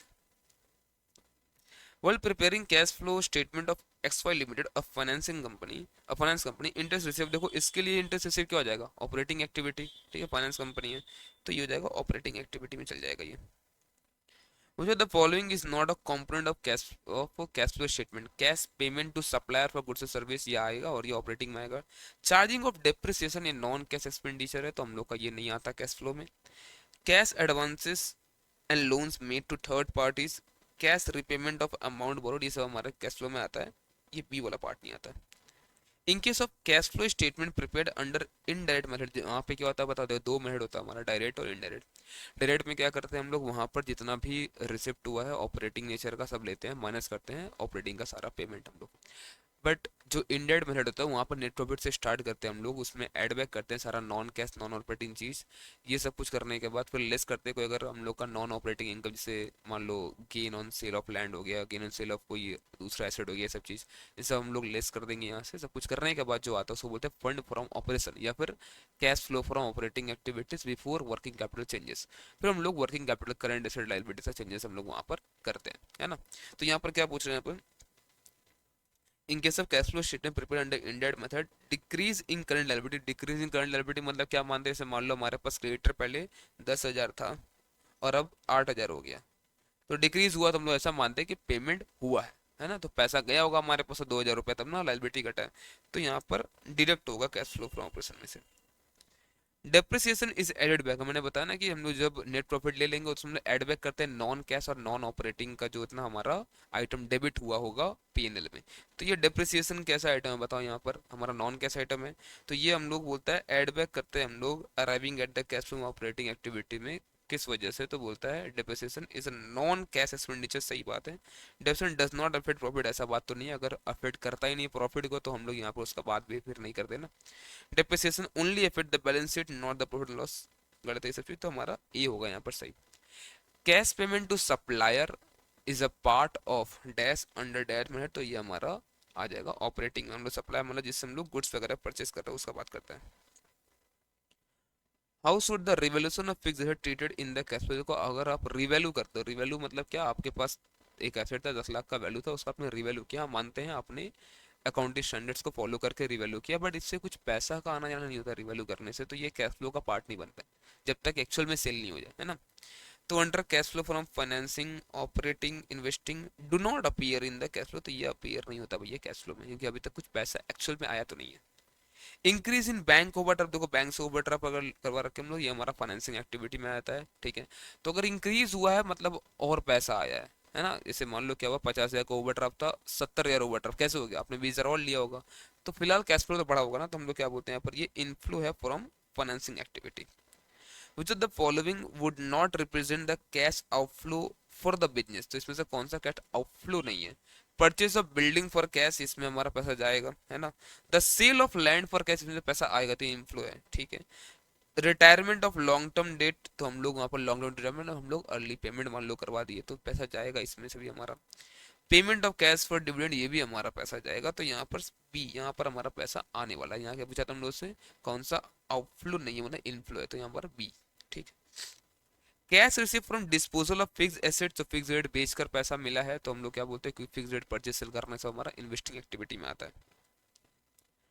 The method for representing the net cash provided by operating activities that starts with the net income and adjusts it for the item that affected reported net income, में बताया था आपको ना, इनडायरेक्ट मेथड में हम लोग ऐसा करते हैं, ठीक है। तो ये हमारा इनडायरेक्ट मेथड है। Under which of the following a business must generate positive net cash flow for it to survive in the long run. देखो अगर आपको लॉन्ग रन में सर्वाइव करना है तो आपको ऑपरेटिंग एक्टिविटी से ही पैसा जनरेट करना पड़ेगा, है ना। आप समझो, आपके पास मान लो ऑपरेटिंग में पैसा नहीं आ रहा, इनिशियली नहीं आ रहा, समझ रहे हैं, अगर आगे चल के भी नहीं आ रहा तो फिर कोई सेंस नहीं बनता ना कंटिन्यू करने का। आप लोन लिए जा रहे हो उससे इन्फ्लो हो रहा है, ये तो फाइनेंसिंग में इन्फ्लो हुआ। आपने एसेट बेच दिया, इन्वेस्टिंग में इन्फ्लो हो गया। बट जब तक ऑपरेटिंग जो सर्विस आप प्रोवाइड कर रहे हो या फिर अगर जो गुड्स आप सेल कर रहे हो उसमें अगर नहीं आया पैसा, अगर तो सर्वाइव करना मुश्किल है फिर आगे में, ठीक है ना। तो हम लोग बोलते हैं यहाँ पर कि ऑपरेटिंग में पैसा आना भैया बहुत जरूरी है लॉन्ग रन में, ताकि सर्वाइव हम लोग कर सकें। Cash receive from sale of land by H limited, ये क्या हो जाएगा, अगर सेल ऑफ लैंड है एसेट सेल कर रहा है तो भैया इन्वेस्टिंग एक्टिविटी, है ना। Cash receive from sale of land by trader of land. अब देखो ये ट्रेडर है लैंड का, मतलब इसके तो ऑपरेटिंग बात हो गया ना, तो क्योंकि इसका काम ही क्या है, लैंड खरीदना और बेचना, तो इसके लिए ये ऑपरेटिंग में आ जाएगा। गिवन सैलरी एक्सपेंसेस 40,000 रुपया, ठीक है, तो 40,000 रुपया हमारा एक्सपेंस है। आउटस्टैंडिंग इन द बिगिनिंग, देखो 40,000 का एक्सपेंस का मतलब क्या, 40,000 रुपया हमारा एक्चुअल में खर्चा है, कितना पे करो सब बात नहीं कर रहा है, पर बोला आउटस्टैंडिंग द बिगिनिंग में 5,000 रुपया, तो पहले वो पे हुआ होगा, okay. And eight the and हमारा 10, तो वो तो भी पे हुआ ही नहीं है, तो हटा दो इसको। तो एक्चुअल में हमारा आउटफ्लो कितना हुआ है, तो आउटफ्लो हुआ है 35,000, है ना। तो एक्रूवल कॉन्सेप्ट नॉर्मली फॉलो करोगे, एक्रूवल से वो कैश में जो हम लोग आते हैं, याद होगा आपको अगर रिसिपिएंट में ये पढ़ा अपने बचपन में, ऐसा ठीक है। कैसे क्या होता है, देखो यहाँ पर ये जो पार्ट है ये एक्रूवल बेस पे निकाला होता है, कितना खर्चा है, एग्जैक्ट कितना खर्चा है। एक्रूवल क्या बोलता है, पेमेंट नहीं भी हुआ है या फिर एक्सेस पेमेंट भी हुआ है तो फर्क नहीं पड़ता है, हम लोग को इतना जो इस साल का खर्चा है बस वही दिखाएंगे हम लोग। तो 40 मानो इस साल का खर्चा है, और 5,000 लास्ट एक एक्सपेंस होगा, तो पहले तो वही पे हुआ होगा। बट इस साल में हम लोग नहीं दिखाएंगे एक्रूवल में, क्या सोचकर कि हमारा इस साल का खर्चा वो नहीं है, तो हम लोग नहीं दिखाएंगे। तो नहीं दिखाया होगा एक्रूवल में 40 में, तो हम लोग ऐड कर लिए उसको, चलो ये ठीक है। बट ये 45 टोटल में बाकी 10 तो पेमेंट ही नहीं हुआ अभी तक, ये तो नेक्स्ट ईयर पे हुआ होगा। लेकिन अब सोचो क्या है, जब एक्रूवल फॉलो होता है वो क्या बोलता है कि भले ही पे नहीं हुआ है तो खर्च इस साल का तो ले लो। हम लोग याद होगा बचपन से ऐसा कर रहे हैं हम लोग, फाइनल अकाउंट जब बनाते थे ऐड कर लो, आउटस्टैंडिंग लेस कर लो, प्रीपेड करते हैं ना, तो वो तो एक्रूवल का बात है। एक्चुअल में कितना कैश गया होगा, तो हमारे पास सोचो 35 एक्चुअल में कैश हमारे पास से गया होगा, ठीक है। Under which of the activities cash paid for preferred stock dividend should be shown in the statement of dash cash flows. तो हम लोग को बोलते हैं कि यहाँ पर under which of the following statement of cash flow, तो यहाँ पे बोलता है कौन से एक्टिविटी में हमें दिखाना है, तो ये भैया आपने स्टॉक डिविडेंड पे करा ना, तो फाइनेंसिंग में जाएगा, और क्या, तो financing activities.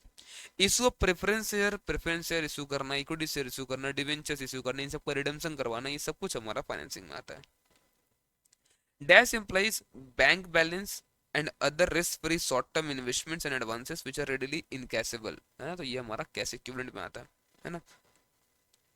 Net profit for the unit बोलता है 15,000 है, okay. Interest receive in advance 2,000 था बिगनिंग में और एंड में हो गया 3,000, तो हमारा देख रहे हो आप एसेट्स हमारा यहाँ पर बड़ा है, ये लाइबिलिटी क्या है, sorry, interest receive in advance, तो लाइबिलिटी होता है हमारा, तो ये तो लाइबिलिटी हमारा बड़ा है, तो लाइबिलिटी बड़ा 1,000, तुम लोग क्या मानेंगे 1,000 हमारा इनफ्लो हुआ होगा, है ना, 16,000 हो जाएगा यहाँ पर टोटल कैश फ्लो ऑपरेशन, ठीक है। Which are the following should not be considered as a cash flow from operating activities? Payment for the inventory, collection from customers, tax payment, ये तीनों ही हमारा ऑपरेटिंग का पार्ट है। अब देखो टैक्स जनरली हमारा ऑपरेटिंग में आएगा, कभी कदा जैसे मान लो कैपिटल गेन टैक्स हो गया तो वो सब हमारा इन्वेस्टिंग में आता है, बट कुछ नहीं बोलता हमेशा, आप क्या मानना कि tax normal tax payment operating वाला है। तो पेमेंट ऑफ डेट प्रिंसिपल ये हमारा फाइनेंसिंग का पार्ट होता है, ये यहाँ पर नहीं आएगा। Which of the following items should be subtracted from the net income when using the indirect method of calculating cash flow? मैं बताया था आपको कि जब हम लोग नेट प्रॉफिट लेते हैं उसमें एड बैक करते हैं हम लोग non cash non operating item debited to PL, और जितना भी हमारा मान लो कोई नॉन कैश या फिर नॉन ऑपरेटिंग आइटम है जो क्रेडिट हुआ था पीएल में, उसको हम लोग को लेस करना पड़ता है ताकि हम लोग उन सब का इफेक्ट रिमूव कर सके, है ना। तो यहाँ पर बोलता है कौन सा हम लोगों को बोलता है सब्सट्रैक्ट, मतलब जो प्रॉफिट हुआ होगा वहां पर उसको सब्सट्रैक्ट में जो क्रेडिट हुआ होगा वहां पर ना। तो डिप्रिसिएशन डेबिट होता है तो वो तो ऐड बैक होगा। रिपेमेंट ऑफ बॉन्ड्स पेबल, ये तो पीएल में आता भी नहीं है ऐसे भी। A gain of sale of land, ये हमारा क्या होगा बताओ, ये हमारा प्रॉफिट में दिखाया गया होगा, पीएल में इसको हम लोग को लेस करना पड़ेगा यहाँ पर ताकि हम लोग ऑपरेटिंग एक्टिविटी से पैसा ढंग से निकाल सकेगा, फिर इसको हम लोग दिखाएंगे कहाँ पता, हम लोग इन्वेस्टिंग में दिखा भी देंगे टिंग चमक कर, ठीक है। चलो, which of the following would be considered a cash flow item from a financing activity? A cash outflow to the government for taxes, ये हमारा ऑपरेटिंग में चल जाएगा।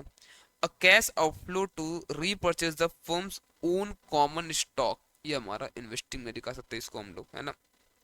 A cash outflow to lenders as interest, तो भैया ये lenders को interest मतलब लोन जो लिया था उन लोगों को, लोन जिनसे लिया उन लोगों को इंटरेस्ट पे करना, ये हमारा फाइनेंसिंग में आएगा। A cash outflow to purchase bond issued by another company, ये भी हमारा इन्वेस्टिंग का है, तो यहाँ पर सी हो जाएगा answer. 32 X Limited purchased a machinery of 10 lakh issuing a check of 2.5 lakh, okay. And ₹100 debenture of 7.5 lakh, मतलब नेट में आउटफ्लो जो पैसा का वो 2.5 लाख ही हुआ, बाकी 7.5 लाख डिवेंचर दिए हम लोग। तो कैश फ्लो स्टेटमेंट वही बात करें, जितना पैसा गया उतने ही बात करें। ट्रांजेक्शन कैसे दिखाया जाएगा? तो outflow under investing activity 10 lakh नहीं, आउटफ्लो हम लोग पैसा का 2.5 लाख ही दिखा सकते हैं, ठीक है ना, इन्वेस्टिंग में। Outflow under investing activity 2.5 lakh, ये सही है। इनफ्लो 7.5 लाख नहीं, नहीं दिखा सकते सिंस हम लोग को डिवेंचर इशू किया बट पैसा तो नहीं मिला ना। अल्टीमेट बता एंट्री क्या होगा इसका? अल्टीमेटली एंट्री तो ये होगा ना, asset account debit 10 lakh, to debenture 7.5, to cash और बैंक जो भी 2.5 लाख। तो एक्चुअल में अगर देखो आप, तो एसेट टू कैश 2.5 लाख ही हो रहा है, बाकी एसेट टू डिवेंचर 7.5 हुआ, तो जो नॉन कैश वाला हो तो कैश फ्लो में से भी नहीं आएगा, है ना। तो यहाँ पर बी हो जाएगा सही, ठीक है। नेक्स्ट है हमारा बैंकिंग, इंश्योरेंस, इलेक्ट्रिसिटी और इंडेस। चलो,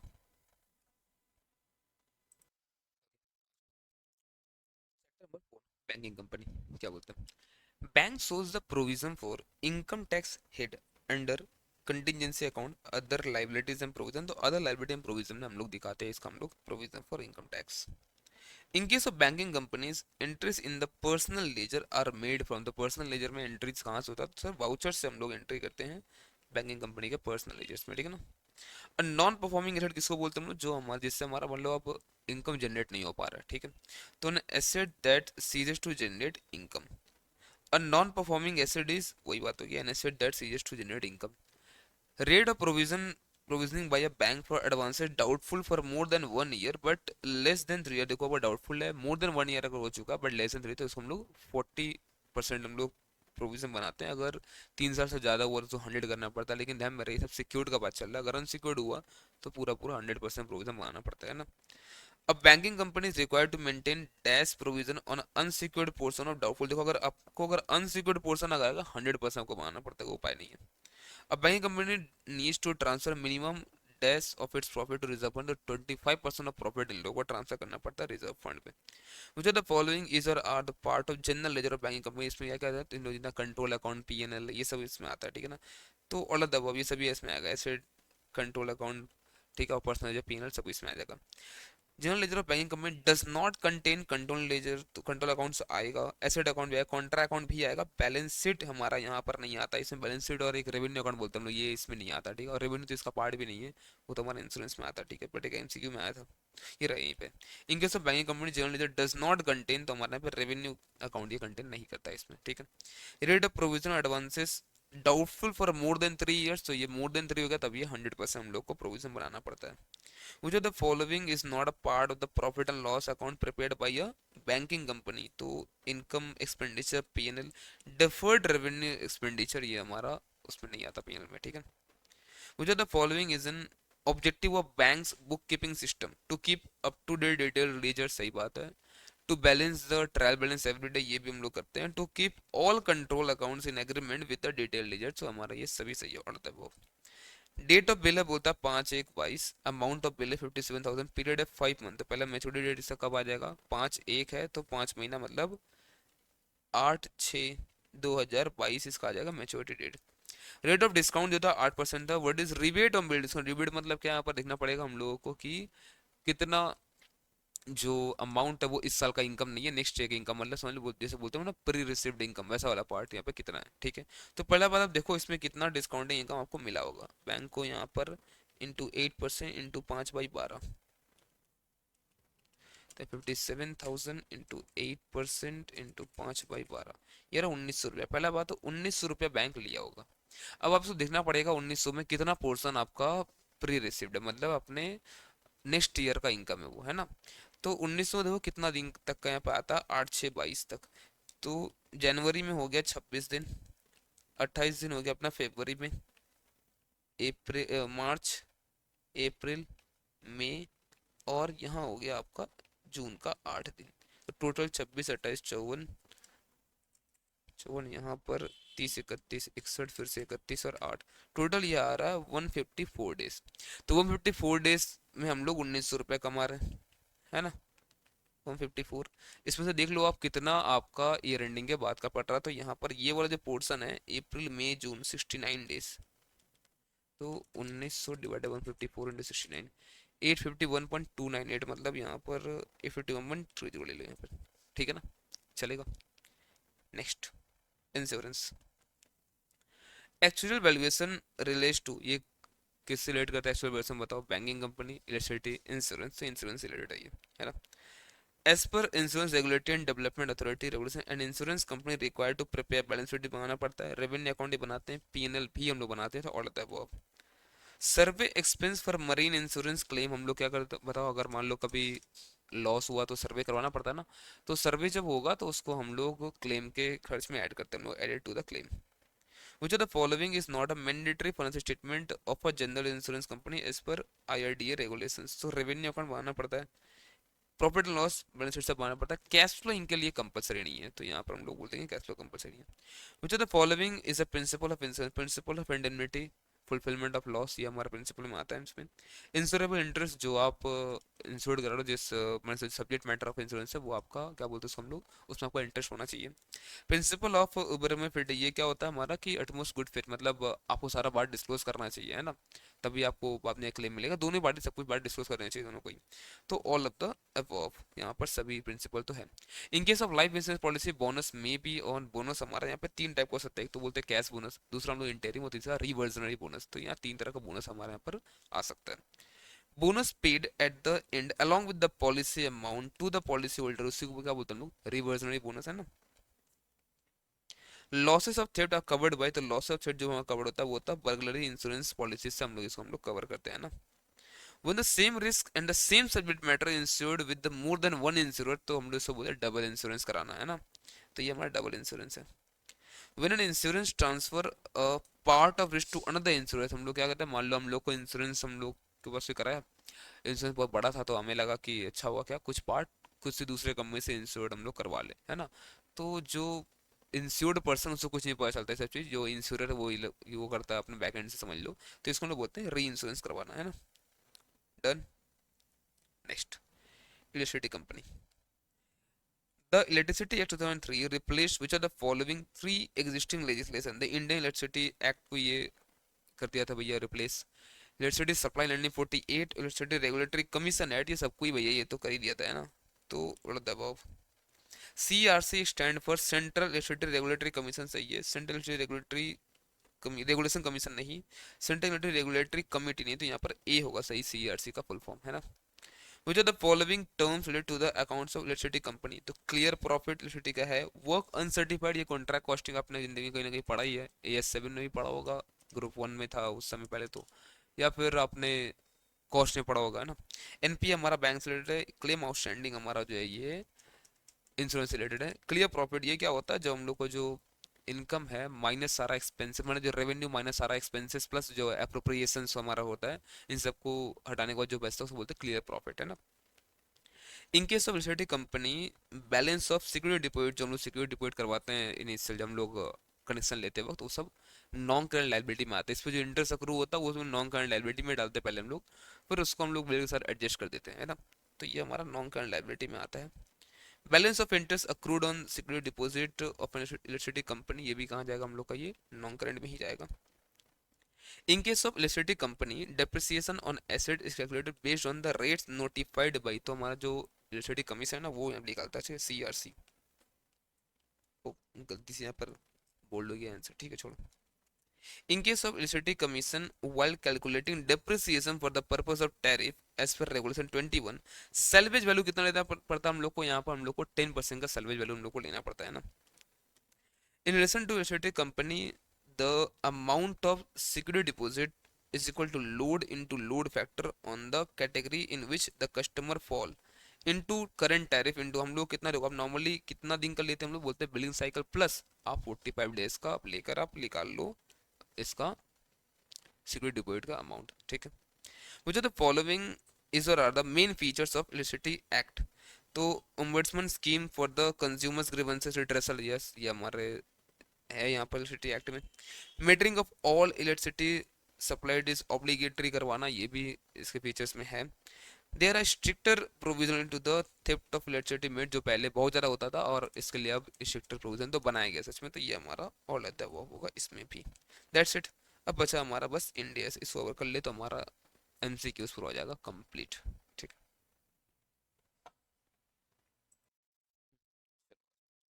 इंडियस लास्ट चैप्टर होने वाला हमारा ये।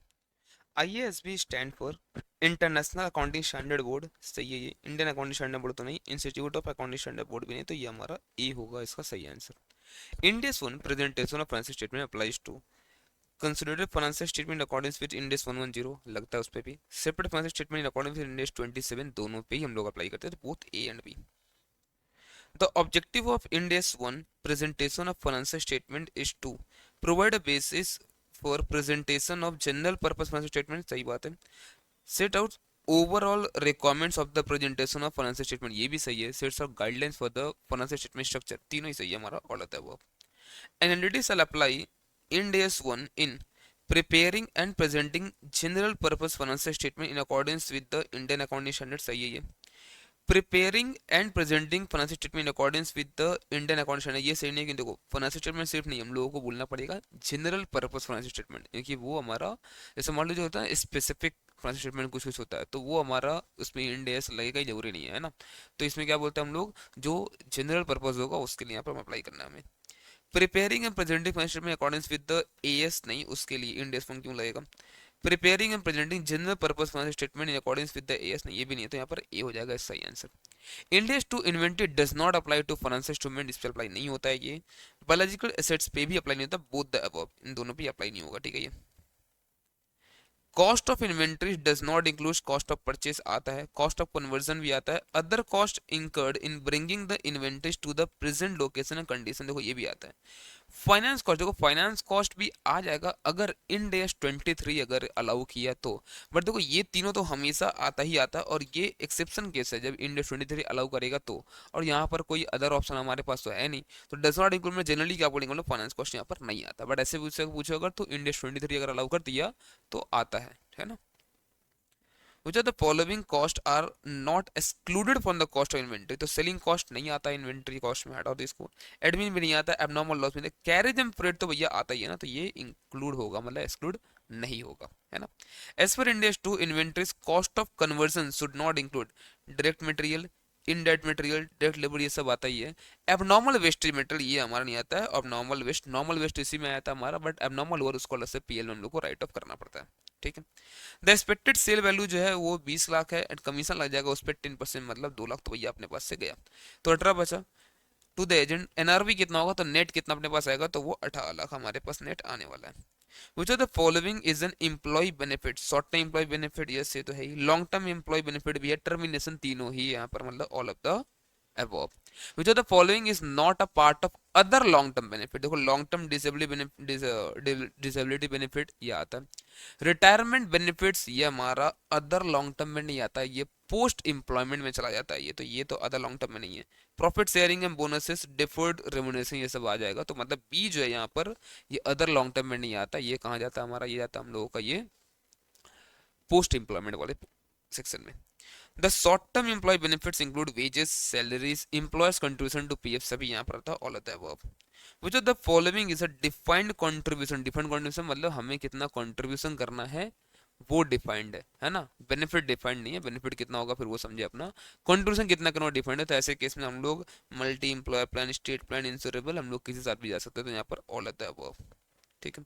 The fair value of plan asset of A limited at the beginning and the end of the year 15-16 जो है वो 4 लाख और 5,70,000 है, आपको साफ साफ दिख रहा है 1,70 का यहाँ पर इंक्रीमेंट हुआ है, तो हम लोग ये मानेंगे अभी 1,70 का रिटर्न मिला हम लोग को इस पे। बट फिर देखना पड़ेगा कुछ कंट्रीब्यूशन भी हुआ था क्या, नेट कंट्रीब्यूशन मतलब क्या, जितना कंट्रीब्यूशन है माइनस वहां से हम लोग को जो हम लोग बेनिफिट पे आउट किया है। तो यहाँ पर देखो एम्प्लॉयज का कंट्रीब्यूशन हुआ है, एम्प्लॉयज का कंट्रीब्यूशन 140, बट बेनिफिट पे आउट हो गया यहाँ पर 1 लाख का, तो अल्टीमेटली 40 तो कंट्रीब्यूशन से बड़ा होगा, इसका मतलब ये है ना। तो 1,30 का हमें फायदा हुआ है इसका मतलब, तो यहाँ पे बोल सकते हैं हम लोग 1,30 का हमें बेनिफिट मिला है ना, रिटर्न हुआ है यहाँ पे। सैलरी पेबल पर डे जो 1,000 रुपया, वर्किंग डेज है 300, leave unutilise during the year वो 3 दिन है, तो आप देखो लीव अगर अनयूटिलाइज है तो देखना पड़ेगा कैसा क्या है यहाँ पर, ठीक है। बोलता है अनयूटिलाइज लीव जो है ना are not allowed to carry forward but are settled through payment, मतलब क्या समझ में आ रहा है क्या ये आपका वेस्टिंग वाला, मतलब हम लोग अभी पैसा दे के हटा देंगे साथ साथ। आपको पैसा अगर दे के हटाना है ना, पेमेंट अगर करना है तो हम लोग पूरा अमाउंट हम लोग को देना पड़ेगा। ऐसा नहीं है ना कि अगर एक्सपेक्टेड क्या होता है, अगर आपको कैरी फॉरवर्ड करते हो, सेटल कर सकते हो आप, मतलब फिर से लीव आप अवेल कर सकते हो, तो ऐसे में हम लोगों को देखना पड़ता है प्रोबेबिलिटी कि कितना चांसेस है कि कौन कितना अवेल कर। बट अगर वेस्टिंग है और पैसा देने का बात अगर है तो पूरा ही बनाना पड़ेगा। तो 300 दिन तो वो काम किया, और 3 दिन एक्स्ट्रा जो हुआ है यहाँ पर, 303 दिन 1000 इंटू, मतलब कितना टोटल हम लोगों का खर्चा कितना आएगा, 3,03,000, ये आ रहा ना, 303 into 1000। Yes. Mugdha limited at had 1800 equity share outstanding as on 1/1/23 fully paid 10 रुपये वाला है। On 31/10/23 it issued 600 equity shares of 10 each, 5 paid. अब देखो यहाँ 5 रुपये पेड हुआ और ये 10 रुपये वाला फुल्ली पेड शेयर था, तो यहाँ पर ऐसे डायरेक्ट हम लोग कर नहीं सकते हम लोग, ठीक है। तो देखना पड़ेगा इक्विवेलेंट नंबर ऑफ शेयर यहाँ पे कितना क्या इशू हुआ है, डायरेक्ट ऐसे निकाल लो, तो इस तरह से निकाल लो, इंटू पॉइंट डिवाइड बाई 10। तो देखो यहाँ पर क्या, 300 equivalent number of share ten के हिसाब से यहाँ पर इतना इशू हुआ है, ठीक है। तो आप अगर चेक करो, आप 1800 शेयर चला है 31/10 तक, कैलेंडर ईयर है क्या ये, यस कैलेंडर ईयर है, तो इसका मतलब 10 महीना तक ये चला है। तो 1800 इंटू 10/12, तो 1500। और उसके बाद और हम लोग कितना मानेंगे, 300 आया है ना, 600 इंटू 5 करके 300 हम लोग मानेंगे आया है ना। तो 2100 हो गया है, बाकी 2 महीना। तो 2100 divide by 6 equal to that 350। तो 1850 हम लोग मानेंगे हमारा आउटस्टैंडिंग रहा share, weighted average outstanding share कितना यहाँ पर बताओ, 1850। ऑर्डिनरी शेयर है 1,01,01 वाला, 10% प्रेफरेंस शेयर है 2 लाख ऑफ 1 रुपया वाला, ये भी ठीक है। मतलब यहाँ पर हमारा 2 लाख रुपया का प्रेफरेंस शेयर है। पैट है, प्रॉफिट आफ्टर टैक्स 10 लाख रुपया, तो देखो 10% प्रेफरेंस शेयर पे डिविडेंड भी जाएगा, कुछ नहीं हुआ तो हम लोग माने क्यूमुलेटिव और देना पड़ेगा यहाँ पर, तो गया 20,000 रुपया, है ना। तो 20,000 रुपया जाएगा, 1 लाख 10 लाख से कितना बचेगा, 9,80,000। तो 9,80,000 इस पे 1 लाख का नंबर ऑफ शेयर अगर है, तो ईपीएस कितना हो गया, 9.8, ठीक है। Next 18, on 1/4/21 B limited has 1200 ordinary shares outstanding. On 31/8/22 it issued 400 ordinary shares for cash. यहाँ पर नहीं, ये 21 होगा, ठीक है। इसको ठीक कर लो, मैं पीडीएफ में ठीक करवा दूंगा, ठीक है। It issued 400 ordinary shares for cash. On 31/1/22 it bought back 200 ordinary shares, calculate the weighted average number of shares as on 31/3/22। तो देखो यहाँ पर ध्यान से अगर, तो यहाँ तक 31/8 तक, मतलब यहाँ से यहाँ तक इसके पास, ये किस समय इसके पास 1200 शेयर्स था, है ना, 5 महीना। फिर उसके बाद क्या हुआ है, उसके बाद और अगर आप देख लो 5 महीना, ठीक है, कहाँ से कहाँ तक, 31/1/22 तक, मतलब और 5 महीना इसके पास हो गया है 400 और शेयर है, मतलब 1600 शेयर हो गया। फिर उसके बाद बाकी 2 महीना क्या हुआ, 1600 माइनस 200, तो बॉट बैक हो गया। तो यहाँ पर बोल देंगे अब 1400 ही रहा है 2 महीना, है ना। तो निकाल लो कितना क्या आ रहा है। तो पहले 1200 चला है 5 महीना, फिर उसके बाद 1600 चला है 5 महीना, और फिर 1400 चला है 2 महीना। देख लो कितना क्या आ रहा। ये आ गया अपना 500, प्लस ये निकालो कितना आ रहा, 1600/12 इंटू 5, ये आ रहा 667 कर लो इसको, और 1400 इंटू 2 है 12, ये रहा 2,333। तो टोटल 500,667, फिर 2,333, ये आ रहा 1400। तो 1400 नंबर ऑफ शेयर हम लोग बोलेंगे यहाँ पर, वेटेबल नंबर शेयर आउटस्टैंडिंग का। फेयर वैल्यू था बिफोर राइट 20 रुपये, थ्योरेटिकल एक्स राइट वैल्यू जो हो चुका हमारा, एटीएम बोलता है राइट फैक्टर, मतलब इसमें बोनस फैक्टर कितना क्या है बताओ इसमें। तो हम लोग क्या बोलेंगे, 20/18, कितना आ रहा है, 20/18। तो ये 1.11 आ रहा है यहाँ पर, तो ये हमारा हो जाएगा बोनस फैक्टर, है ना, मतलब यार फिर राइट फैक्टर बोल दो इसको। प्रोविजन किस लिए क्रिएट होता है, तो प्रोविजन भैया हमारा क्रिएट होता है अननोन लायबिलिटीज के लिए, ऑब्वियस सा बात है, ठीक है। That's it. तो ये था हमारा पूरा का पूरा एमसीक्यू मैराथन, ठीक है। मिनिमम टाइम में हमने पूरा का पूरा एमसीक्यू कवर किया है। इससे ज़्यादा कुछ कवर करना है कैसे हम लोग को, नहीं, कोई ज़रूरत नहीं है, इससे ज़्यादा कवर कुछ नहीं करना है। ये पीडीएफ आपको मिल जाएगा टेलीग्राम चैनल पे, ज्वाइन कर लो, और बाकी भी अपडेट्स मैं वहाँ देते रहता हूँ, ज्वाइन करके रखो उसको। और अब हम लोग नेक्स्ट जो वीडियोस से हम लोग जो करने वाले हैं वो है Q&A मैराथन। तो Q&A मैराथन जब मैं स्टार्ट कराऊंगा उससे पहले मैं बता दूंगा कैसे हम लोग क्या Q&A मैराथन में करने वाले हैं, ठीक है। चलो मिलते हैं हम लोग नेक्स्ट सेक्शन में। तब तक आपको क्या करना है, तब तक आपको पूरा का पूरा, मैं नेक्स्ट सेशन में मिलते हैं हम लोग, बट उसके पहले क्या करना है आपको, पूरा का पूरा एमसीक्यू मैथन और इंडेक्स मैथन ऑलरेडी अपलोडेड है, ये पूरा आप देख लो, ठीक है। चलो बाय बाय।